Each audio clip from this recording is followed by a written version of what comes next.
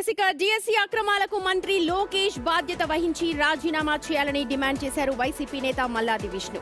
లోకేష్ ఉత్తుత్తి సవాళ్లు వద్దని దమ్ముంటే రాజీనామా చేయాలని డిమాండ్ చేస్తోన్న విష్ణుతో మా ప్రతినిధి క్రాంతి ఫేస్ టు ఫేస్ చూద్దాం.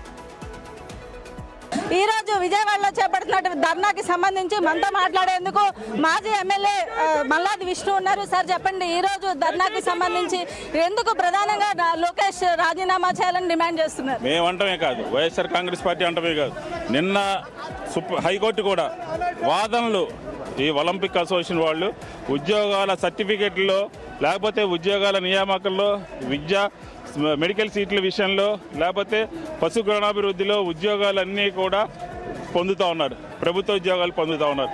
ఇది పూర్తిగా ఈ సర్టిఫికెట్లు అన్నీ కూడా బోగస్ అని చెప్పని ఇష్టానుసారం ప్రభుత్వం వ్యవహరించిందని చెప్పని తేలిపోయింది.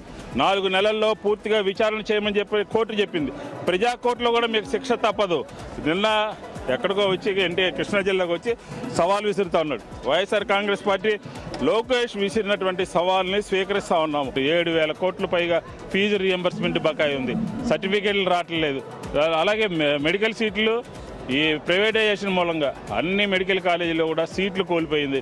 విద్యార్థి లోకం వాళ్ళు కూడా చాలా దీంట్లో ఉన్నాడు. కాబట్టి ఖచ్చితంగా ఇది ఢిల్లీలో జరిగినటువంటి మరొక ఉద్యమానికి ఈరోజు శ్రీకారం చుట్టాము. ఈరోజు పరిణామాల్ని గమనించకపోతే ఉద్యమాన్ని మరింతగా ముందుకు తీసుకువెళ్ళి ఖచ్చితంగా నారా లోకేష్ రాజీనామా చేయాలి.